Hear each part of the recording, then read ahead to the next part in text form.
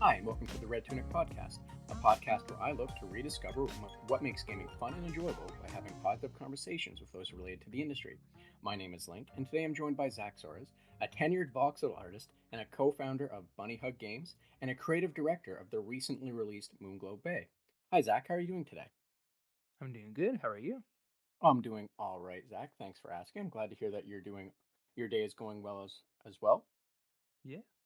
Now, Zach, before we get started, would you mind telling us a little bit about yourself for those that might not know who you are? Sure. I'm Zach Soares. I've been making games for about 10-ish years, and how do my focus is like my world of games is voxel art specifically. I started as a voxel artist, completely teaching myself, and I kind of like worked my way to eventually having my own studio because I felt that was the only way I can keep making games with my style of art without having to kind of jump from project to project. We'll get into that, I'm sure, at some point later. But yeah, that's who I am. I'm a Canadian, French Canadian, who now lives in the northeast of England. So I am far away from home. Yes, you are quite a ways from home. And as if I might ask this, um, Yeah. when you say French Canadian, and just based on Moonglow Bay being set in the uh, kind of east coast of Canada, Hmm. are you Quebecois, Yeah. French Canadian? Oh, okay. I only wanted to check that just because, based on where this is all set and stuff, you could have been Acadian French, and for me, that that would be of an interest. I don't know if anyone else would find that of interest, but what have you? Yeah, I had a lot of Acadian friends, and I made sure to keep some references to Acadia in the game with the fish. So there's an Well, that Acadian fish. yes, there is, and that's actually one of the things that made me want to ask that is just because I was playing your game and I caught it Mhm. last night, and it made me curious as to what part of the French Canada world you came from. For those that are not fully aware, Quebecois French is the French that came over from France, and it kind of existed and stayed in Quebec. And Acadian French is kind of a um, mix of the same people that came from France, but kind of mixed with the indigenous uh, people. That sounds way really bad when I say it that way. But they founded colonies and Mhm. amalgamated with the indigenous different tribes and such, and that's the French that came out of that. I say that for anyone that's listening that is confused about why I would ask Acadian versus Quebecois. Yeah. Um, Sorry, that was a weird little segue, No, no, or not no. It's segue, it's it's it's offshoot. it's one of those things that I love, but that's like brought attention to because like that's exactly why we put that reference in a game because I want people to go like, huh, why? What is that? And if it makes people research it and figure it out and understand more of Canadian history, and it's like, yeah, it's a fun fact. It's really interesting history. It really is. I'm not really an expert capable of speaking to it, being a of French Canadian descent myself, Quebecois specifically. Nice. That is nice. Thank you. Um, It's just like yeah, it's like all the connections. It's like hey, like I knew you're Canadian, but I was like I didn't know what backgrounds, and it's like oh cool.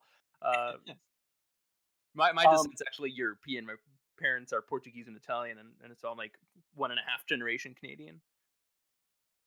well, it's Canada, and That's Canada. yeah, exactly right. And for those that don't know, Canada is very much a treats the melting pot thing very differently than say the United States, where it's encouraged to melt in the pot, but Canada, it seems, in my understanding and from my experience, whereas in the United States, people in, like, from Rhode Island would say, "Oh no, I'm Italian," or what have you. Uh, Canadians, after a generation or so, typically say, "No, no, I'm Canadian," and Yeah. they drop the whatever, and it's, "Oh no, I'm Italian heritage." It's not, "I'm Italian." Yeah. Um, so. You know, Because we know it'll rile people up. If it's like I'm Italian. It's like, but you're not. Your grandparents were, but you're not. yeah, yes, yeah. Canada seems to be much more on the pedantry side of heritage than anyone else for whatever reason, and that's that's just what it is, right? Hmm. Oh, it's just Um, fun because it's like you have the little communities in every city of like Little Italy, Little Portugal, and stuff like that, and like that they end up having their own culture, and that's why they're easily able to go like, no, I'm Canadian, but I have that Portuguese heritage because you kind of still adopt elements of it, and yeah, I that's another thing I can go on a tangent about. no, I definitely understand how that can happen. The tangent, because you're going to be proud of your heritage, and that's you should be, right? Because a lot of who you are and what you have grown up with, you're going to put that into what you do, and like your products are always going to have, I shouldn't say products, your projects and Totally get it such though. are going to have the inspiration of, or the influence of, who you were, what you grew up with. Oh, and 100%. Yeah. and like you sometimes you might not realize it until it's out there, and you're sitting there and someone's like, well, what's that thing, I don't get it, and you realize, oh, that was an in joke between my family and I did not realize that no one else would get it, Mhm. because you thought it would be completely normal, Oh, uh that or what it's have you. interesting because like that 100% happens with basically I would say every developer. And I was in that pot initially where I was like when I would hear developers go like, oh, there's 100% like I'm so much of me is in that game, and I'd go like, "Ah, come on."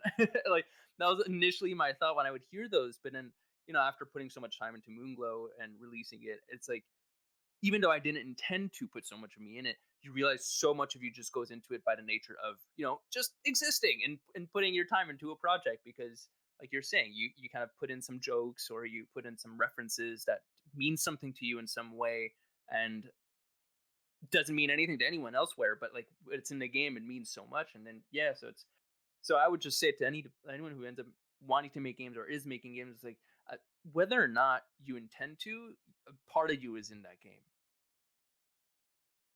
Exactly, and I think that's the case for, like you said, a lot of developers say that, and I think a lot of creative types say the same thing. And it's one of those things where it's hard to explain until you are trying to put yourself out there and put yourself into something to put out there, that you start to realize how much of how much of being raised, as you said, Portuguese, I believe it was. Sorry, but how that kind of influenced what you do, with like all the other kind of melting pot things for, um, and I say this as a mix as well, or as a mix of a lot of different heritages. It's you kind of realize how much of what you're doing is like just the mud approach, in that you have all these different things from all these different heritages, and you look at it when you're done, you're like, oh crap, it's there's Mhm. so much of this, and you might not realize it at the time, or someone might have to point it out to you. But anyway, sorry, weird tangent. Yeah. No, no. I think we're gonna get into a lot of tangents. Highly possible. um so Zach, to kind of bring this around, Yes. you said you've been, you 10ish years of freelancing games and doing voxel. uh Mhm. can you explain how you got into developing and making games? Sure. Yeah. So games were always part of my life. Like in the evenings, I would always do it and like play games and stuff. I did not understand the concept of making a game until I really got into university. I'd say. Prior to, I thought you had to make the console to make the game. Like it didn't help that Nintendo put a stamp of approval on every game that was on their consoles way early on, and so it made me think that because they're the ones who made the console, they had to make the game too.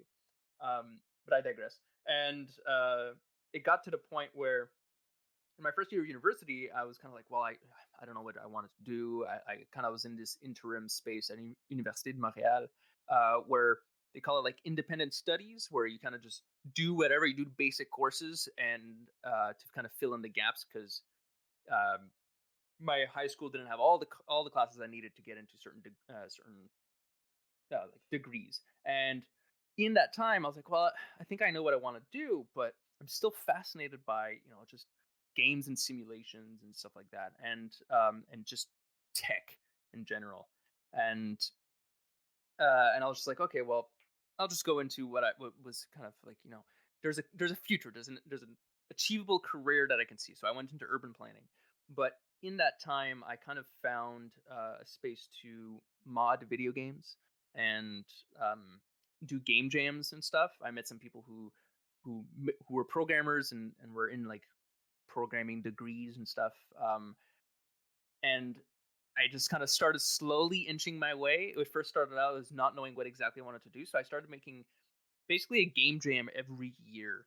Sorry, not every year, every month, every couple of weeks, depending when they would come.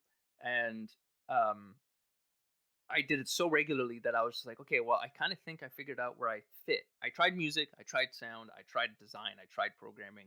I was terrible at most of it, and then I found voxel art, which was a kind of funny one because you kind of do voxel art by playing Minecraft when in like the alpha days, and I played what was it called?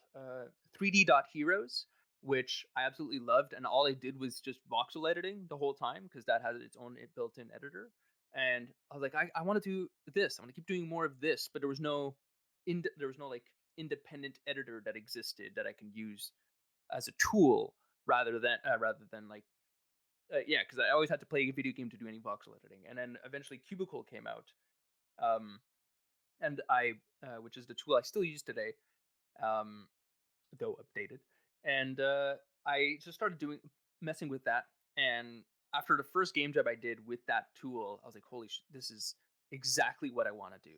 That's like it's this weird mix of it feels retro, even though it isn't, but and I can always get into that if ever you want an explanation as to why I said that. But it feels retro, even though it isn't, and it's so simple to grasp. To me, it felt so intuitive that I was like, I just need to keep doing this. And as I was going through university, I just kept doing voxel art and stuff on the side. And in my last year of university, I'd say, is when I got really deep into it. And right when I graduated, I just jumped straight into freelancing. Even before I graduated, I was already doing some freelancing, and I was like, this is gonna be my full time thing. I'll try whatever I can to make it a full time job. I was the only one who existed as a freelancer in voxel art, so I had the benefit of being early enough that anyone who mentioned the word voxels or voxel art, I can just jump right at it and be like, yeah, I can do that for you. And they'd be like, sweet, you're the only person who ever answered the email or answered the call out on TIG source forums. And I was like, yeah, sweet. So yeah, that's how I started making video games. And that's fantastic to hear, and it's also just really interesting, to kind of, I don't mean this in a negative way, but to kind of like corner yourself in the market on your own, and then no matter what, people are just gonna funnel to you, and it's just gonna run into you. Oh, totally. And I don't see it as a negative thing at all. Like people were to say, "Oh, you were lucky that you were early." It's like, yeah, I know. But I hope I hope that everything I do with making voxel art can contribute to others. Like you build attention to it. I made a course that people can learn about it, and then hopefully that means more people are going to get into it, and more people are going to want to make games with it. Therefore, they're going to want to hire more voxel artists. And I hope it kind of feeds into the grand scheme of things. Yeah, and definitely, and like it's not I don't think, at least, it's not a style that's used a lot. You mentioned 3 Dot Heroes. I think the name of it. I know the game you're talking about. I remember it. I Mhm. just I think that was the name you said. It's basically like Zelda. They like made Zelda, and then just like yes, but you can edit your weapons and you can edit all your character and stuff and do whatever. That was that's basically how they treated it. Yeah, and by edit your weapons, you mean you were able to make a weapon that at some point was the entire screen, and you just killed everything in one hit, um, Basically, yeah. which was a very interesting approach. But outside of that, um, Mhm. I and Minecraft, obviously, and Minecraft like games that are very much voxel games. Yeah. I can't think of many games that use the style. Um, some use voxels in and of itself, but voxel is a an actual I forget the proper term, but it's like it's an actual system in place. Whereas Yes. the art style is um, might be a very similar thing, but uh, I Can can't be think. completely different. Yeah, Yeah, like the way I always talk, I got to the point where I end up kind of talking to people about it in two ways. I say like, are you talking about when someone says like, oh, I want to do a voxel game? I'm like, are you talking about a game that has voxel art or a game that has voxel tech? Because the tech is entirely different than from the art. Like, well, they can also be the same if you want to go a very like hard, rigid route. Because voxels are just data points, like points of data, like pixel art. Every pixel is a point of data that's just turned into a color of the shape of a cube because that's how we represented it. But it can be any shape, so you can see round voxels, and that's a voxel. And but yeah, so like the early games that did do voxels, you have what is it? There's Blade Runner in 1990. I forget what year was it. I think maybe no 1996 or 98. Um, there's that Blade Runner game. That's voxels, and you have also Command and Conquer. Do you Some of the earlier Command and Conquer games were made of voxels, like the whole map, the whole world, all the vehicles. Because and there's a lot of like early open world ish games that were made of voxels, but the terrain was voxel terrain, which is still the kind of same tech that's used today on a lot of more modern games.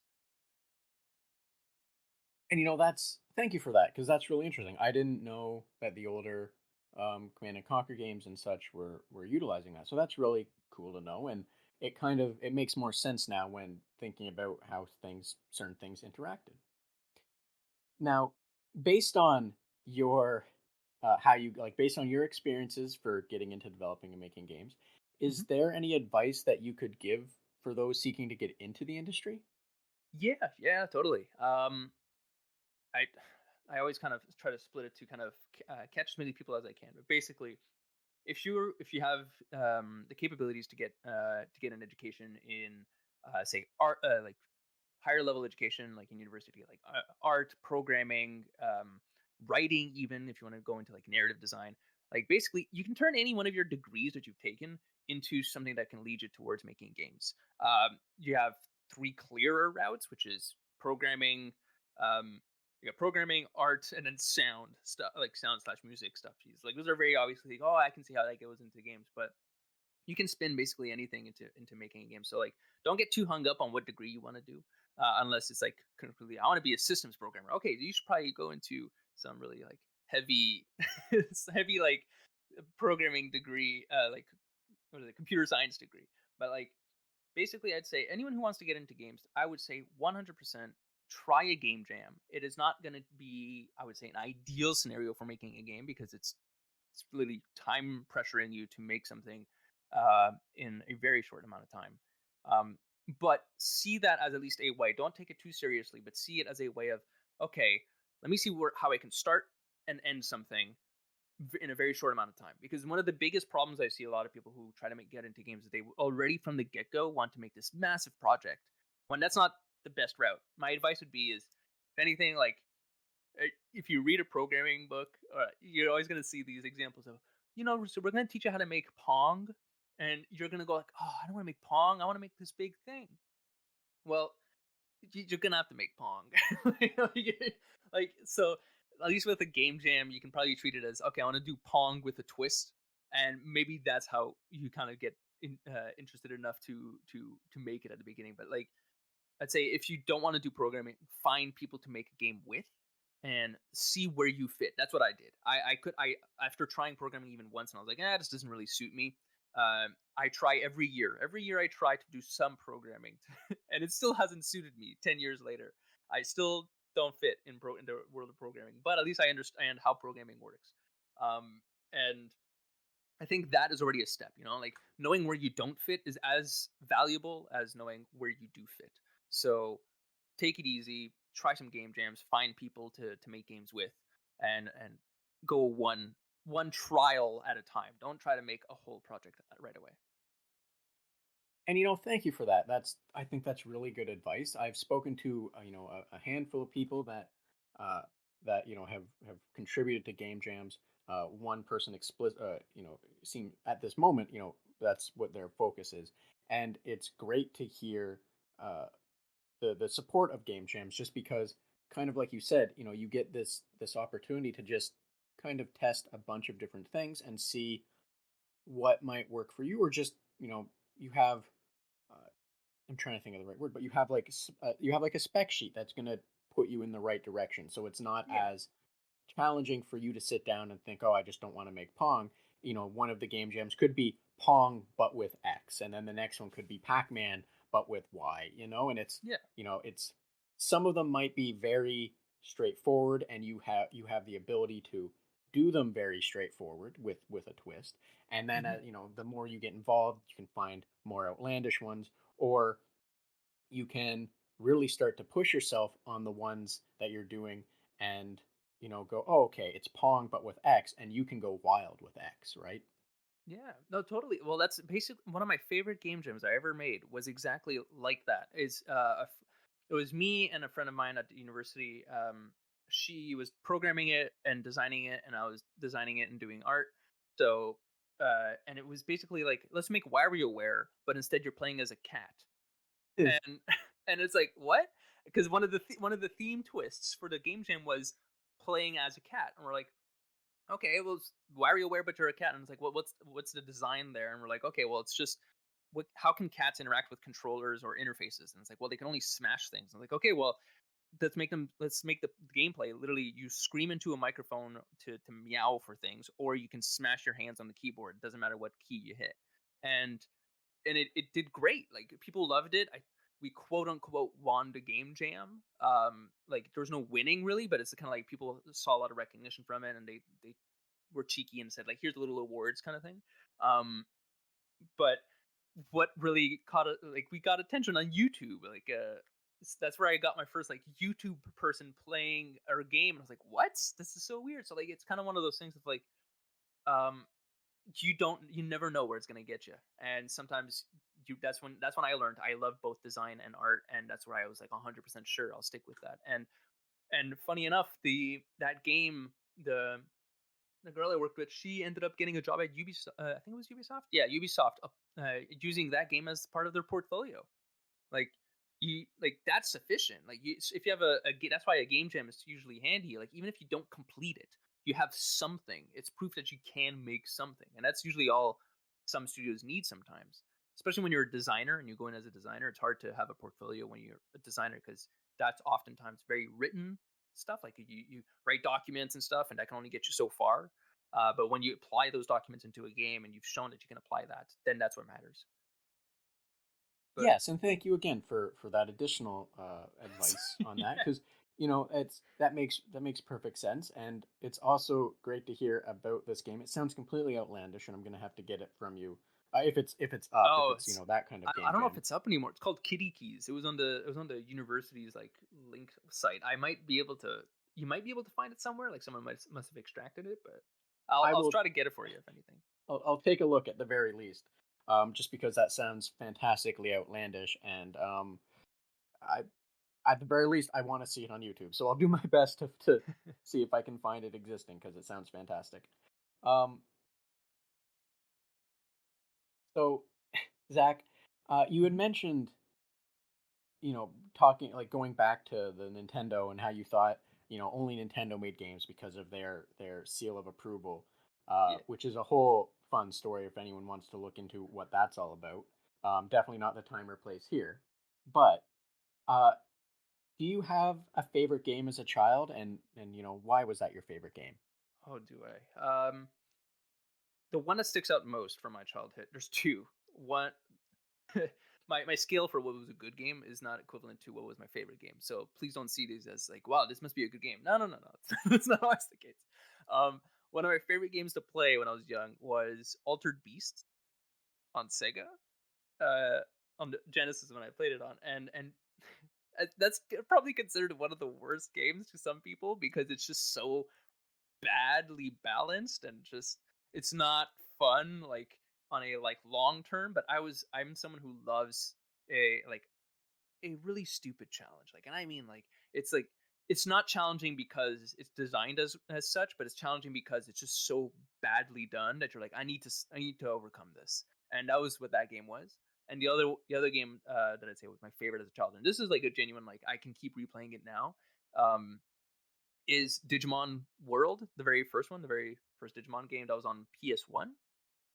That one is my absolute favorite, and it, yeah, I can keep going back to that. Well, that's great to hear. And I haven't played a lot of Altered Beast, so I'm not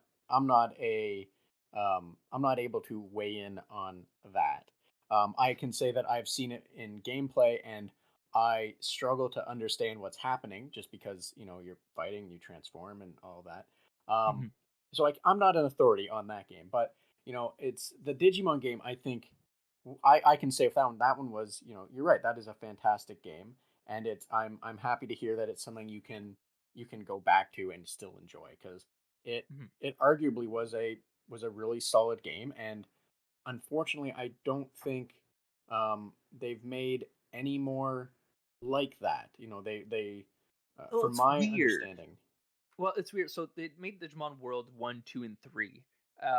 So within that same kind of like Digimon's weird on how they like I think yeah, Bandai and Namco, they're really weird on how they kind of give Digimon their, I don't know, how they handle the gameplay design for all of those games. Digimon Worlds 1, 2, and 3 follow the exact same kind of style of gameplay where it's an open world and you have the Digimon to follow you, and you don't collect Digimon, you have to kind of like find roundabout ways of getting new Digimon to join you. Uh and those ones were good. And like then you had Digimon Dusk Dawn, as was like on DS. And those ones were also super super good. I think they refined the formula a lot better there. It felt more like it was similar to what is it, Mega Man Battle Network. Like it felt like that, where it was kind of like this isometric space, you move on these very like laid out maps, and it's kind of just, I don't know how to explain it. It's like it feels open worldy, but it isn't. And it was, and you saw that they were kind of going more and more towards like the like farming and breeding of creatures to kind of, that was their focus. And like that's why it's very Tamagotchi. Well, that's what it was initially. It was Tamagotchi.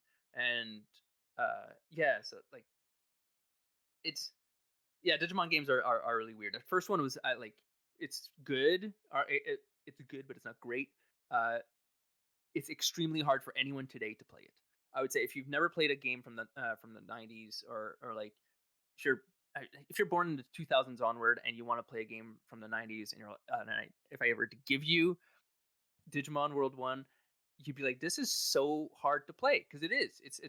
It tells you nothing. It teaches you nothing of like how these systems work. And that's very, I'd say it's very typical of games from the 90s. They didn't really teach you things like, there's no onboarding in video games back then, and if there were, it's because they had a really high budget.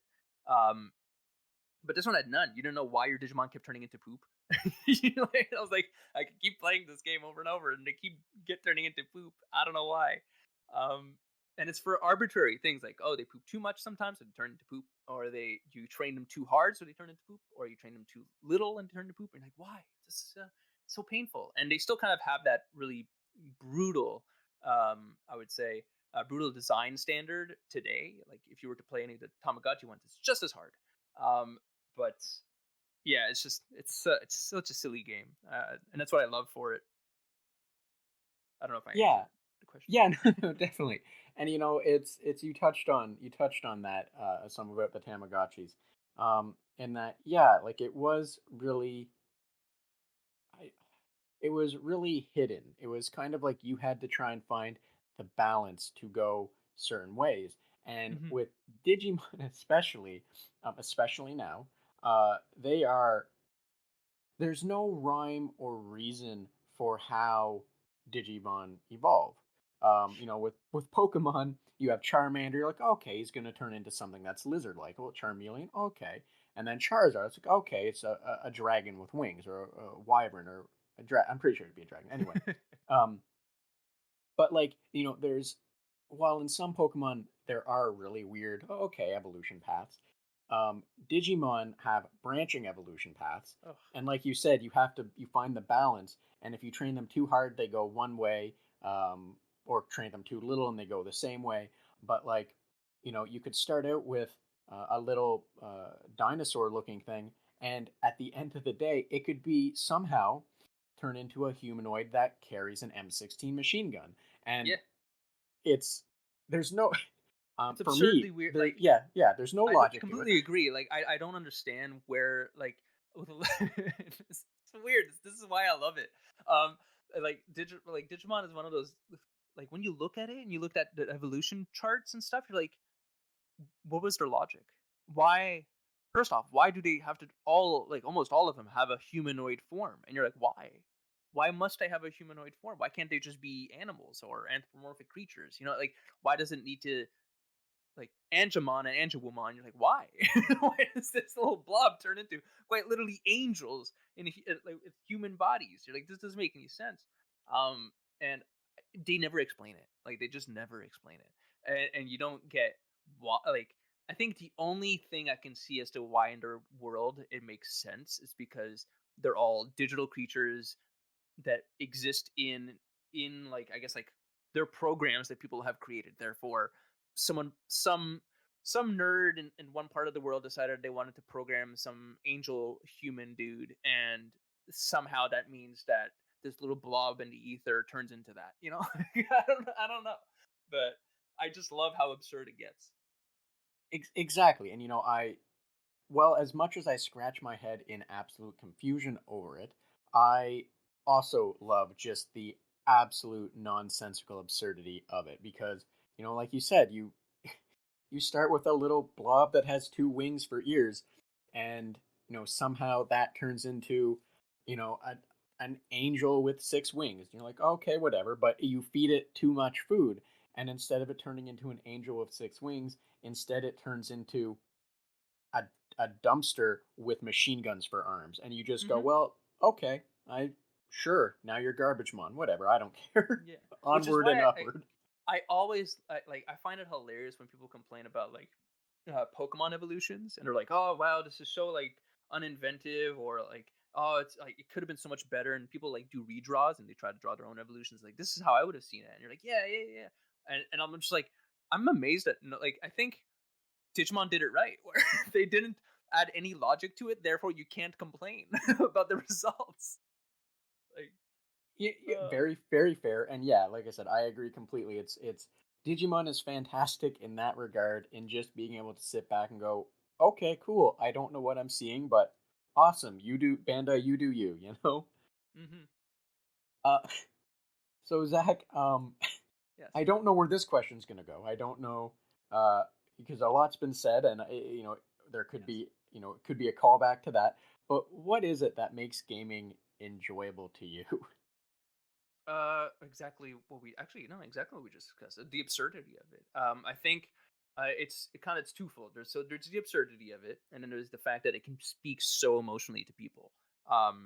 Which is something like as a kid, who grew up in low poly and pixel art era of games, like you and there was no such thing as narrative design. Like that was a stretch, if anything. And it's hard to it was hard for me to imagine that such a medium can get to such amazing degrees of like I am going to make the most ridiculous thing, but it'll speak wonders to someone somewhere. And then other people, and then other games will be like, it's going to be this really deep story, and we're going to communicate it in such a way that like you really understand and feel for this character that you would otherwise never relate to. And I think that's beautiful. And the fact that it's playing, it's like it's fun, and you and I don't know, it's movies never spoke to me in the same way, and they probably do more now as I get older. I cry to movies finally, but like when I was young, movies never phased me. I kind of just didn't. I watched movies and TV, and I was like, okay. But playing a video game felt so like I felt immersed, and I think that feeling it was so unique to video games that I just loved it. I fell so much in love with it. And I agree. Like, I understand where you're coming from in that, the everything that's like evolved with games and such. But looking back on, not being able to enjoy, well, I shouldn't say enjoy movies, but not being able to like experience movies and such the same way. Like having, sitting down for 90 minutes and just watching something be told to you, basically, Hmm. is a very different feeling than sitting down and feeling like you're contributing. And at that point, when the story is involving you, even if it's a very linear story, you're still putting the time in, you're still putting yourself and you're still being invested over that time, right? So it's, I understand what you're saying, and I think it's a great. I'm happy that games are um, uh, going further down that path now. Over the Oh, last several totally. years. It's incredible. It's insane. Like I cannot wait to see what kind of games you can make 5 years from now in half the time. Like I think that's the only real thing that's evolving with games, that you can kind of equate is, can you make the same game today as you can 10 years ago? I'm like, well, you could, but it would probably take you like 4 or 5 times the amount of time and effort to get it working.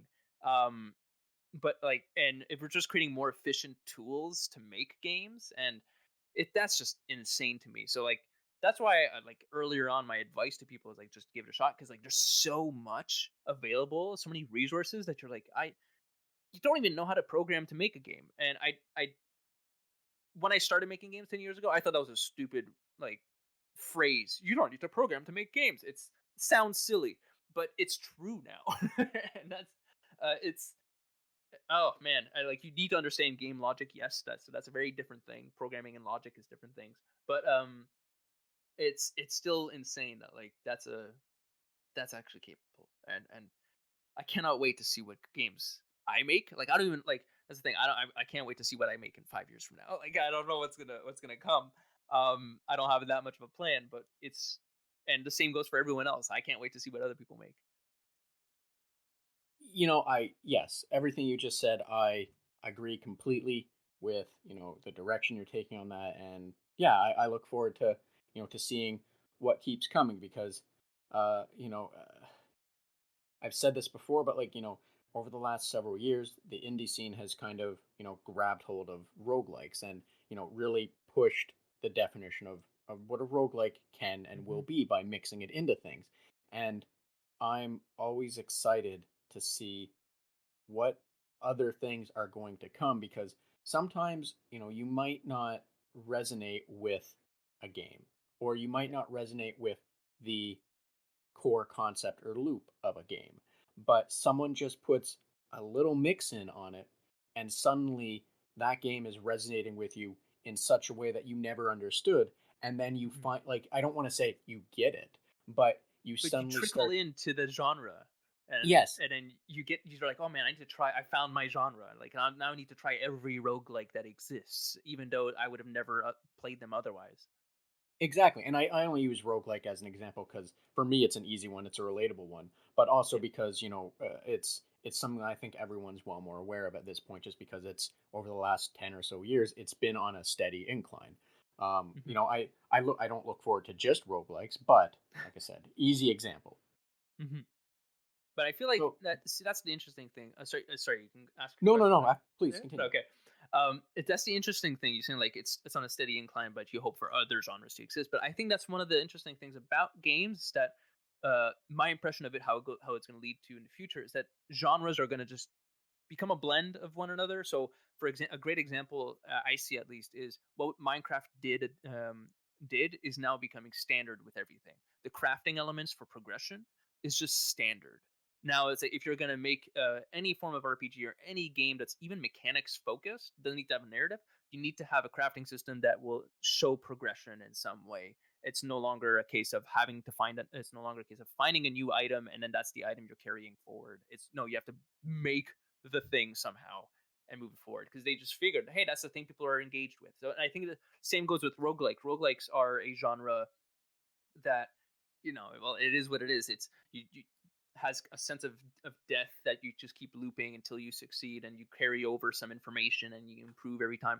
That's slowly becoming just a base thing to all games.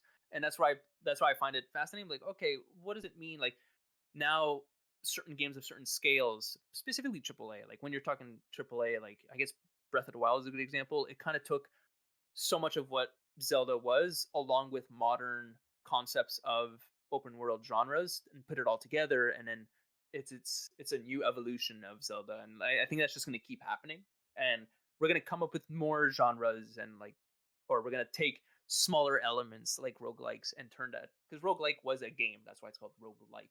It was based off of Rogue, if I'm not mistaken. And that, so like it kind of just trickles up. It trickles down, up. I don't know. It's depending on how you see time, I guess. But it trickles into other projects, and I think that's just going to keep happening. We're going to find some obscure game at some point, and someone's going to take that mechanic from that game, and it's going to turn into a, I don't know, something like again. And yeah,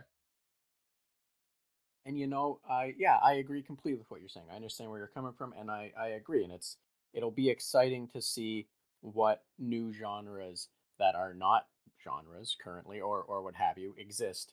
As people start doing those mix-ins and start just as things just become, um, like you said, like with the Minecraft crafting advancements, how other games, that seems to have rippled out, and other games have, done the same thing. So it'll be hmm interesting to see what is just considered standard as the time goes by, and we see what new stuff is mixed in to make the the currently accepted standards be something new and yeah, exciting, right? yeah. It's a tricky thing because it's like it's both expanding but also coming together. It's yeah. Yeah, exactly, exactly. So, Zach, I Mhm. think you kind of answered this question already, but I'm going to ask just in case. Uh, Yeah. but what is your best comfort game? Like, what is it? And I think you answered it as Digimon World. And if It's a comfort game in a different way. I'd say like comfort game is like what I would play today to just chill, because Digimon is it's still a heavy load to take on. I think Forza, oddly enough, Forza Horizon 4 until the fifth came out. Forza Horizon 4, I would keep that installed on my computer and I would play it every once in a while. Just kind of relax, because it's an easy one where I can just put on a TV show or a movie or a podcast or whatever other form of media, have that playing on the side and just drive. Um, and now with Forza Horizon 5, it's that one. That's my comfort game specifically, one where I don't have to think and I just do. So yeah, No, and that makes sense, and that's good to hear because yeah, like being able to have a game that doesn't. I don't mean this in a negative way against Forza, but a no, game that doesn't really require the brain power and just lets you actually have fun and enjoy yourself. yeah, Well, doing whatever else you want to do, like whatever it is that helps you, unwind or what have you, right? yeah. Oh, totally. It's hard. It's rare for me to kind of unwind in an RPG of any kind, because it asks so much of you to get involved in the story, to understand the systems and the mechanics around it. Whereas like with the driving game, in my mind, it's just like, ah, it's just driving. So yeah, Yeah, exactly. And it's whatever story there is in a driving game, it's not going to be heavy. It's not going to be no, something that you actively have to think on, um, because it's a driving game. It's like yeah. Fast and the Furious. It doesn't. And It's superficial. if there's any game you want to play that makes you feel good about yourself, play Forza Horizon 5, because every 5 minutes there's someone going, "You're the best, you're awesome," and I find that hilarious. But it's yeah, it's good. Nothing wrong with a game giving you that positive reinforcement No, about but yourself. it's funny because that's like, Especially if you've had a bad week. yeah, oh, totally, 100%. Which is why I'd say like it's a great comfort game because it makes you feel good about yourself. So, Zach, I don't want to take up too much more of your time. However, I did No, want to no. focus a little bit on Moonglow Bay, Yes. because there was some question I wanted to ask about it, and I apologize if these questions have been asked and done to death for you. Mhm. So forgive me if that's the case. But um, I personally grew up in two small towns. I Mhm. lived in one for 13 years, moved to another one for a very long time, Yeah. until moving to the National Capital Region. Yeah. And that was a major shift, but that's not the focus of the question or the lead in here. Mhm. Um, what you've done with Moonglow Bay, or what you and the team had did with Moonglow Bay, I should say, Yeah. um, artwork as well as is I mean everything, like the whole package when I say this. Yeah. But what you guys have done with Moonglow Bay is it really feels like you captured the feel of a small town, and as a small town for me is Ontario, so it's a very different. Um, it's a very different. I don't know how to phrase this properly.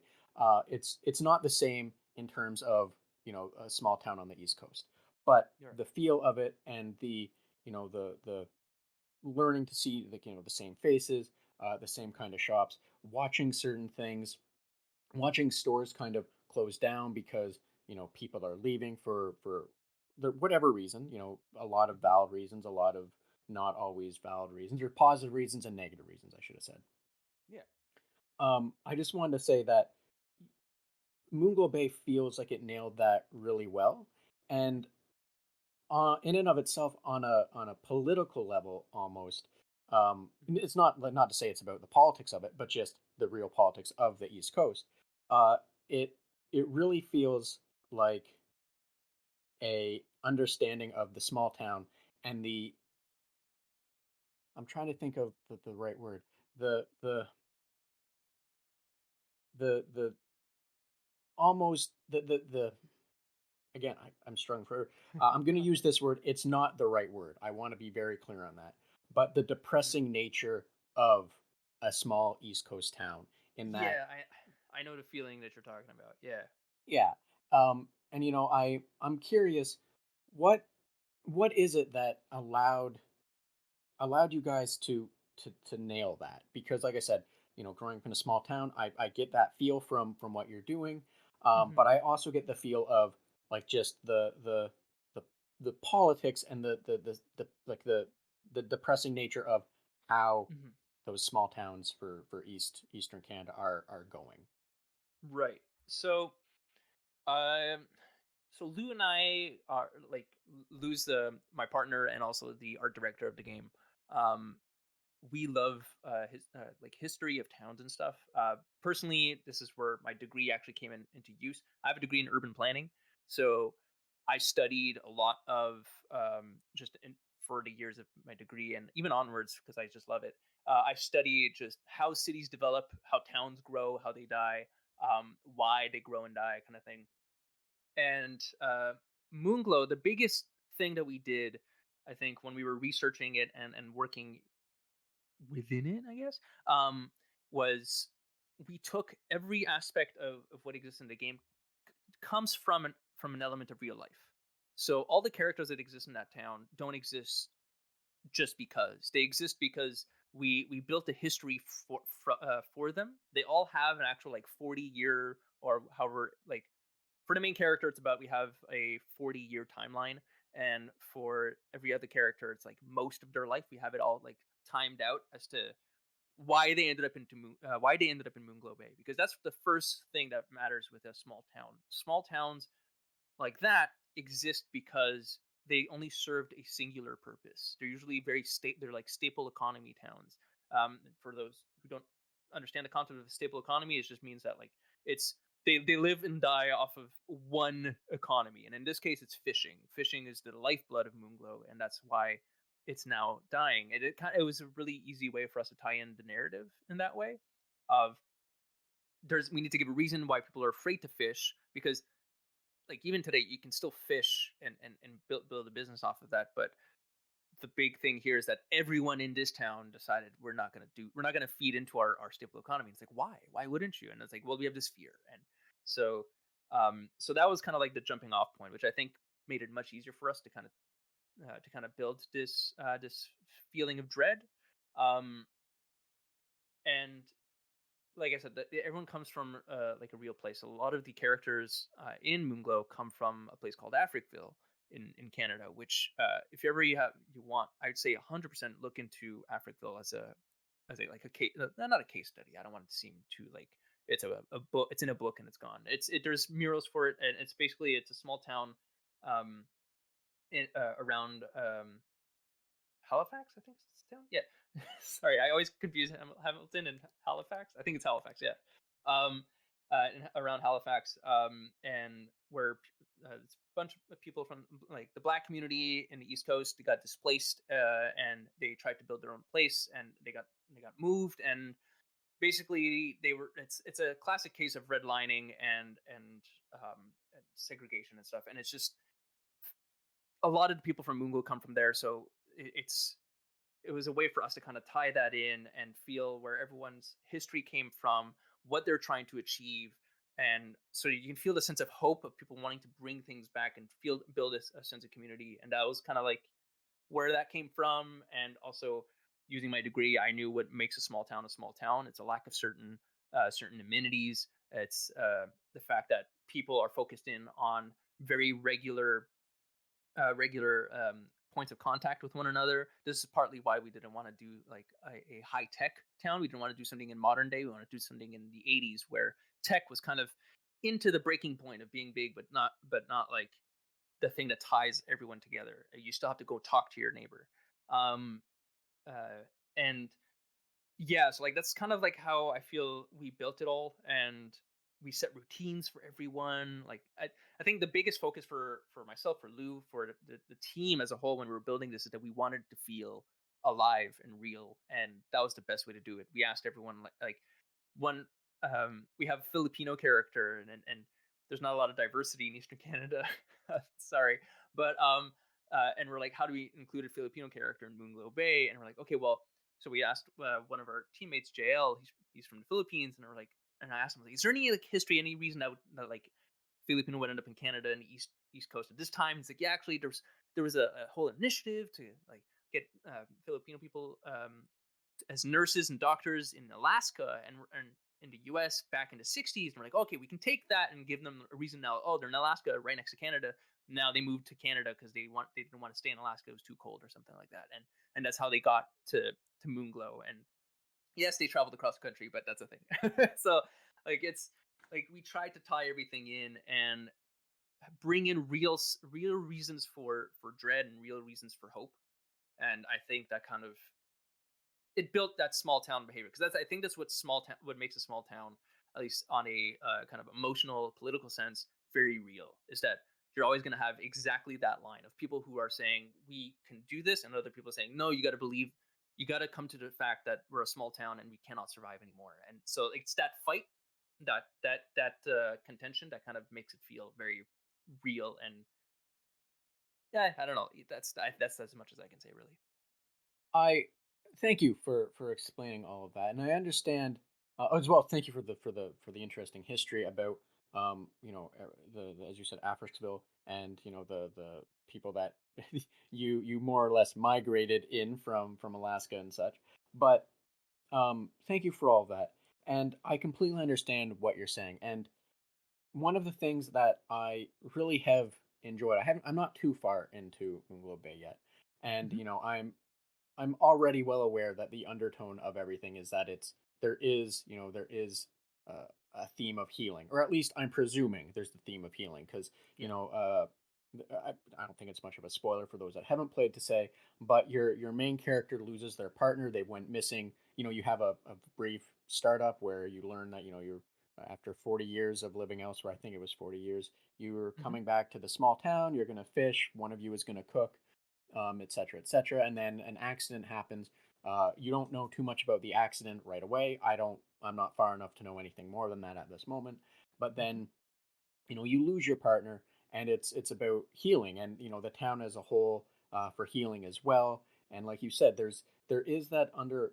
I feel that there's that a very good underlying theme of hope, and I looking at small towns, because kind of what you said, like the death of small towns, that you have the two sides that want to grow and the side that wants to stick to more or less tradition of what it is, always at a point of contention. Um, you know, I really like what the game is doing, especially now knowing that you have such a uh, that you guys put such a large amount of thought behind everything. That's absolutely fantastic to me, that you sat down and you're like, okay, well, this is this character, all that.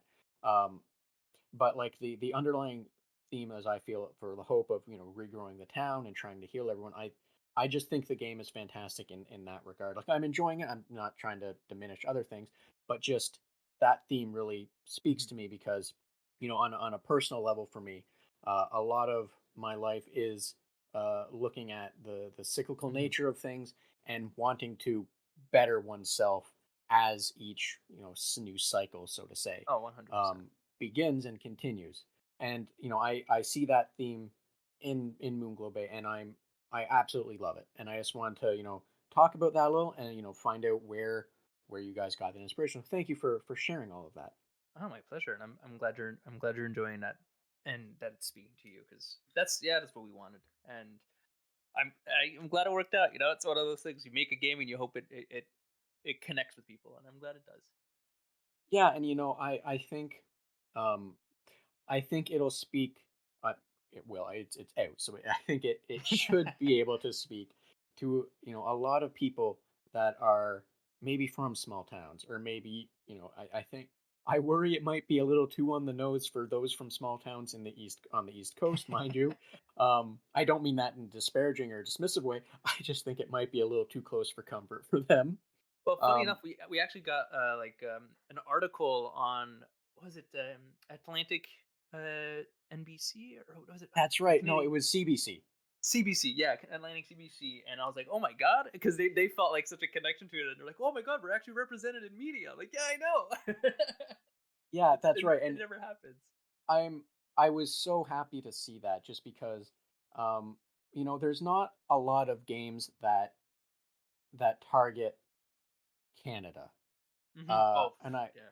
I say that in the same way that, like, um Gord Downey wrote music, in that everything he wrote was Canada. And for those that don't know Gord Downey, the Tragically Hip Canadian rock band, you should look into it. Everything's Canadian with it. Everything. They never broke out of Canada because of it. Anyway, Um, but no, I absolutely love seeing media that is 100% Canadian, because, when it's done well, in which I think Moonglow Bay does, exceptionally well in, but when it's done well, it resonates so strongly, because, I think it's really easy to write, to badly write, someone from the UK, or someone from, like, from France, or from the Midwest of the United States, or the West Coast of the United States, or what have you. Like, I think those characters have such a Flanderization to them, that hmm it's easy to write a really cheap and borderline character for that. But for distinctly Canadian characters or themes, it always seems to be so hard to make it something that resonates. Oh, And even as a Canadian, it's so hard. Like, I when our writer was coming to me, he's like, "Oh, Zach, can you give me like any like Canadianisms or things that Canadians do that I can like include into the script and stuff?" And I was like, I don't know. Like, it's off the top of my head. I was like, I can't think of anything. Like, it's just so like embedded in us, I guess, that like it's hard. I end up reaching for those same like Flanderizations of Canadianisms, hey, how's the boot? And like, no, but that's not the defining feature of a Canadian. So it's like it's so hard, and like putting in the right puns and stuff. It's just it's a hard thing to do, because you don't talk about Canada much at all. It's never, like you're saying. It's so untouched in media that it's hard to even say what it is to what's a Canadian identity in media, because like you have Schitt's Creek. Is that meant to be Canadian? I Yeah, think so. yeah. Like, it doesn't feel it though, right? Like, at least to me, it feels it, but it doesn't. Like, it's this weird like balancing act of does it lean too American, because you can get to a lot of Canadian stuff that feels very American, and you're like, oh, I don't know. So yeah. Yeah, exactly. And in that same vein, it's rare. Like, Kim's Convenience, Little Mosque on the Prairie, hmm Corner Gas. Those are really the only pieces that I can think of that seem to re I'm trying. Wow, I'm going blank here. That seem to represent, that portion of Canada, because Yeah. like you said, some of it's so easy to go so far to the one side of generalizations, that it's no longer keeping that unique character that it's supposed to be. And Yeah. if I may, like, one of the things, a weird tangent, but Brent Butt, he made, in Corner Gas, one of the hmm comments that resonated so well with me, not resonate, but it made me, like, okay, yeah, this is Canadian, is, they had an episode where the tax man was, giving everyone an audit, And Hmm. he's like, well, to Brent, the gas station attendant character, he's like, why is it that you guys make so much money? And he goes, you want the honest truth? It's because we're in Manitoba, or it's in Saskatchewan. He's like, there is no other gas station for so far either which way, and we're the only gas station that trucks can come and fuel up at, or anyone can come and fuel up at. And I don't think that's a statement that, if you don't understand the prairies for Canada, that Oh you're yeah, not going to understand what that even means, because it's the land is so flat that you can literally fill your gas up, and you'll see, if there's another gas station in sight, it's yeah. there. But if you can't see one, it's not a matter of it just being, your view being obscured. It's literally, it doesn't exist. And Hmm. it's just like things like that I just don't think are very hard to communicate. And I don't know where I'm going with that, but just, in the terms of Canadianism stuff, I understand what you're like when someone asks you for Canadianism stuff. It's hard to communicate, because it's things that, like, you almost have to be Canadian and have an idea of Canada for it to Yeah. make any sense, and how Very much. and Well, how it's difficult very that would much be. in this space, right? It's like it's because it's such a massive country. Like you're saying, like actually your example was excellent because like with Saskatchewan, it's flat. The prairies are flat. The Canadian aspect of it is the fact that it's flat. You can't really say that in a dialogue without being too on the nose, and then at that point, it doesn't really sell itself. So like I think that's why it worked in our favor, where we took a lot of the history and we just kind of embedded it through characters and environments. Like all the architecture in Moonglow is exactly from small towns in the East Coast. We just looked at houses there. We did the exact design. We made layouts and stuff. Like it's almost one to one in that way. So like that's why it feels very much and there's not so much more you should do to convince someone that it's Canadian. It's just that's how it is. And Ex- yeah, exactly. Um, so Zach, like I said, I don't want to take too much more of your time. However, I do have another quick question, if you will permit yeah, me. happy to answer it. Yeah. So, at what point in your life did you sit down and say, "I want to make a River King game"? That was about 5 years ago. So just a year before Moonglow got signed. Um, I love fishing games. I love all fishing mini games, and I was always telling myself, "My God, it would be great to have like a full on fishing RPG." And I had played Legend of the River King, and I think the last one I had played was on the DS. And I put it down after 10 minutes. I was like, "This is not it. This is not. What did they do to Legend of the River King?" Ah, like it just didn't feel right because it was like doing the whole like DS mini game kind of thing where you use the stylus for all the mechanics, and it just didn't feel great. I'm like, you didn't have to do that on the Game Boy. You don't have to do that on. It just wasn't the same. And I was like, I think I'm gonna make a. I believe that you could that a good fishing RPG can exist again, and I want to make that. And so I had logged it.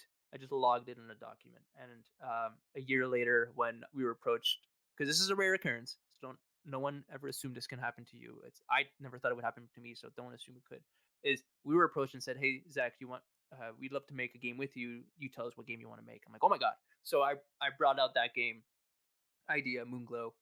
It didn't have its name then, but I brought that game up and I said I want to try to make this, and thankfully the CEO loved fishing and said, "Yeah, let's do it." I was like, "Oh my god!" So yeah, I just love fishing mini games, and every single time I played them, I just wanted to make a full game out of it, and I believed it was possible. I am very happy that, one, you know what River King is. I was worried that me making that was just gonna be nothing. But it's fantastic, because you're absolutely correct that, weirdly, fishing games can be a lot of fun, Hmm. and when they're done right, they can be a whole lot of fun. And as we've seen with, sorry, as we've seen with Stardew Valley, kind of reinvigorating the whole farming sim, uh, Hmm. the whole just farming sims in general, because Story of Seasons and Harvest Moon had existed, and had been, Story of Seasons had been doing what it's been doing, but Hmm. it was Stardew Valley that really pushed it. And Best way to say it. well, it is, right. Like, it really, it gave it the lifeblood. And you play the newer Story Seasons games, and you see inspiration coming back from that. And anyway, a bunch of games are coming out with that inspiration.